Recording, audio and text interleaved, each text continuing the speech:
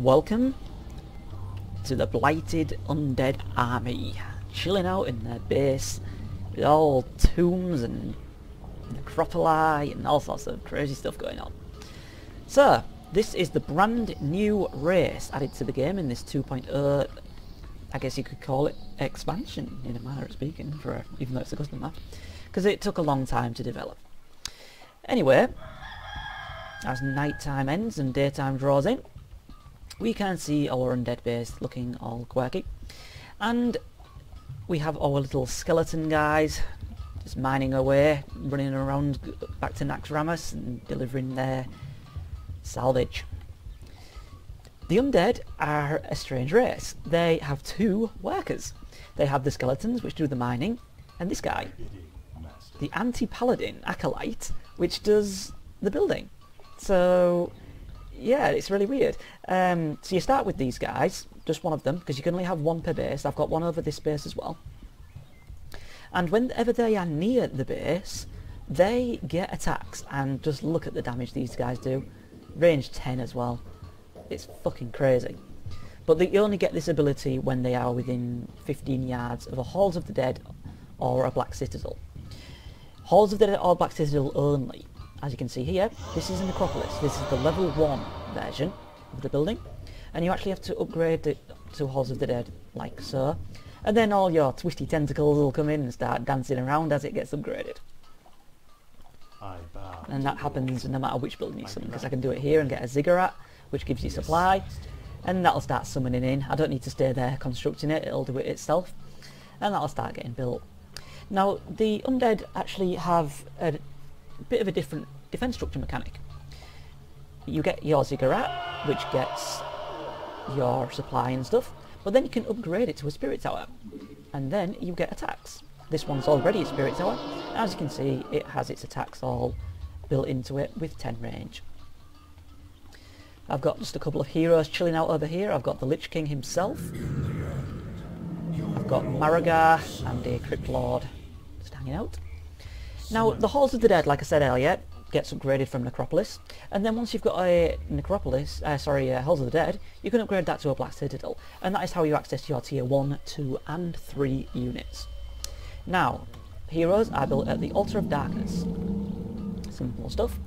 Your Crypt is your barracks equivalent, and from it you can buy yourselves these top line I've got over here. You can buy yourself a Ghoul. Ghouls have low health, lowish kind of damage. They're good fodder, I guess.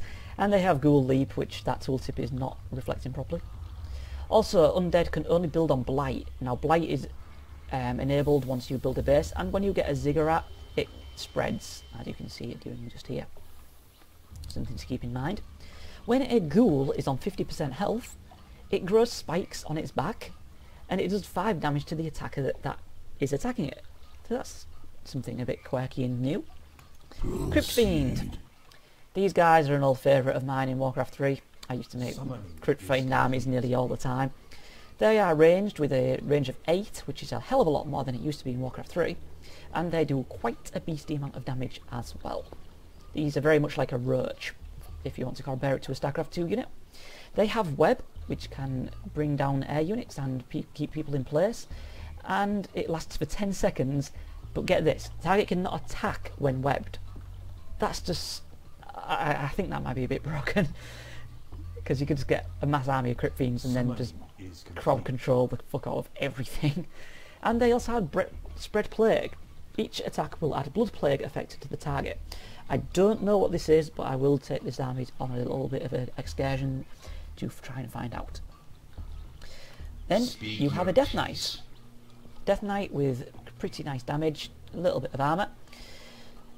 This guy has a upgrade, which I've already bought, called Rune Weapon. And I don't really know how it applies to all of this stuff, but you can see here, Rune Weapon makes him do 20% critical damage and 20% movement speed.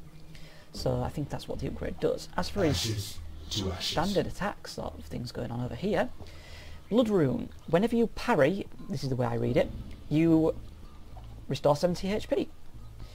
Whenever you dodge, you get 30% attack speed and movement speed.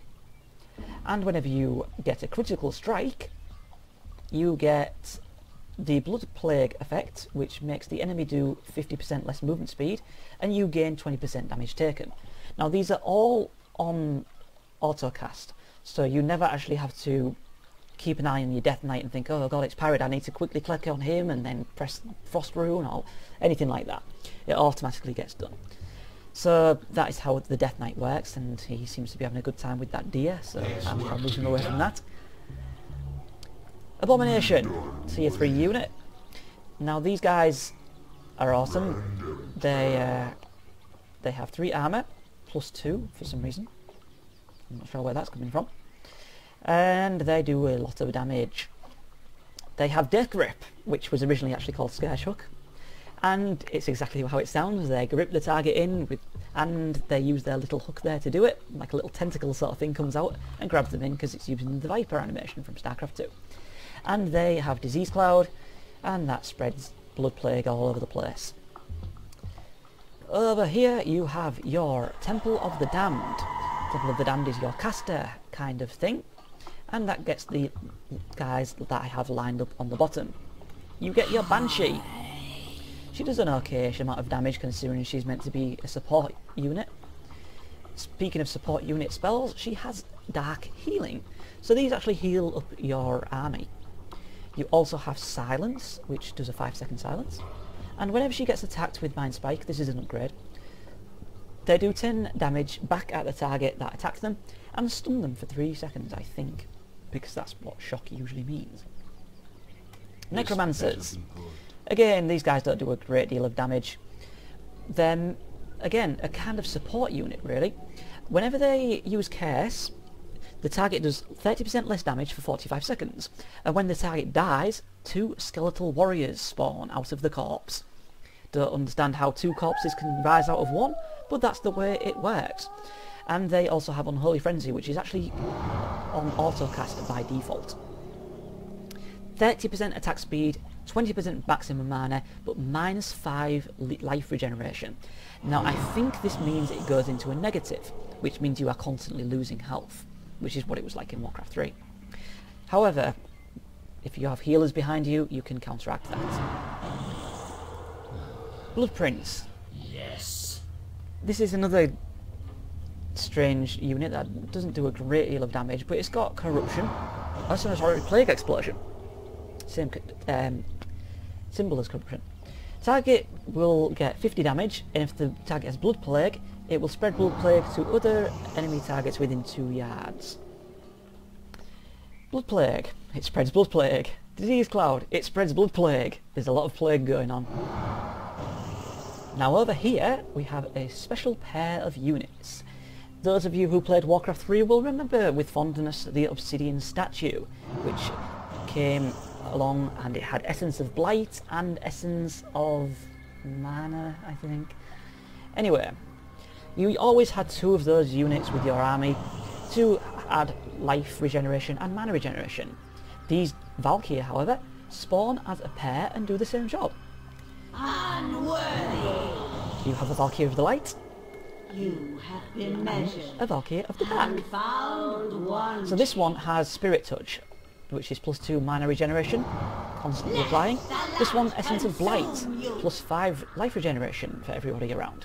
So couple that with Unholy Frenzy, you're actually able to get Unholy Frenzy with its -5 life regeneration on everybody, and negate it with the Valkyrie of the Light, which means you can have a very nice buff. They also do quite a nice amount of damage, considering their main role is healer, and they do it from a range of 8. Now, further along, we have Obsidian Destroyers. These guys used to fly in Warcraft 3, they are grounded in WAH, Warcraft Alliance and Horde. They don't actually do a great deal of damage compared to the Glorious of the world, but they are a ranged unit that does a fairly respectable amount. And they also instantly kill stuff when it is below 10% of its maximum HP. They also have this Orb of Annihilation. I'm not entirely sure how this works, because they have 0 mana and never regenerate it, even with the Valkyrie of the Dark being around. I think they regenerate it through abilities or something. Let's see what these buffs that it has actually are. Nope, they're just from the Valkyrie.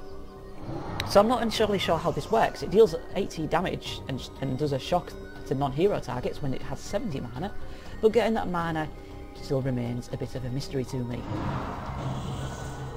What else do we have? We have a Frostworm! Yay! These guys don't actually have any special abilities whatsoever, but the damage they can do, holy shit, look at that damage. Range 8, air unit, weapon speed of 3, so it's quite slow, and it does a fucking ton of damage, so great units. I think that covers all of the units. So we will briefly go over the Tomb of Relics, because this thing, it is beta, and beta means bugs and things that aren't right. And one of the things that aren't right is this Tomb of Relics has the same tooltip for every single thing in this, despite the fact that there are 6 abilities. Now I want to upgrade Corpse Explosion, because that Blood Prince had a Plague Explosion. Now, maybe Corpse Explosion is an upgraded version of this? I honestly don't know, which is why I'm upgrading it. In the meantime, however, let us go over here and attack. And that was the sound of Maragar doing stuff. So I'll just pull that Frostworm out of the fray because he's going to destroy everything before I even get there. So we'll do a Bone Spike, we'll do a Howling Blast, we'll do some, whatever that is, Harvest Soul. And you can see the Necromancer kill stuff. So now we have Skeletal Elite because I have the upgrade for skeletons. And these guys aren't bad for 3 units, that's for damn sure. And because I killed 3 things, I have 3 of them. I guess it means that when you have that upgrade, it summons only 1, but it's elite, but the tooltip doesn't reflect that once you have the upgrade. What else? I wanted to check plagues, didn't I? So let's get into another attack, and we can click on the Dragonhawk here and see what happens to it. So, you can see the death group there on the Abomination. So the Dragonhawk, it has frozen, 70% movement speed, -4 life regeneration, and I'm just killing things far too goddamn fast. Where's the Blood Prince? Okay, let's get this guy on his own. Move him in down here where there should be some more creeps. And attack. Blood Plague is a -4 life regeneration. Cool. Abomination, you're up. Let's see what Disease Cloud does. Hook him in. And he has Blood Plague, which is -4 life regeneration. I guess... Disease Cloud only does Blood Plague. That's a bit strange to me. Especially considering Blood Plague is a -4 life regeneration. That's not exactly a fantastic buff against creeps and things. It's quite good against enemy players, of course, because they will always have healers with their army. But that is how Blood Plague apparently works. And that got upgraded, and we didn't really know what it did. There's Spread Frenzy, so I guess that means things get spread more. Unholy Protection, maybe that buffs some sort of defensive thing. Zealot, that could be anything. Suffering, honestly don't know what any of this could do, because the tooltips are all bonkers. So, I guess I will post a feedback thing on Team Liquid and make a query as to how that actually works. These guys though, anti-paladins, nice base defense, so you always have one of these, so whenever you get attacked, you can have one of these defending your base while you are busy town portaling in. A little funny bit of voice acting that's a bit custom. When you summon in, there you go, my life for Aya, Nezul.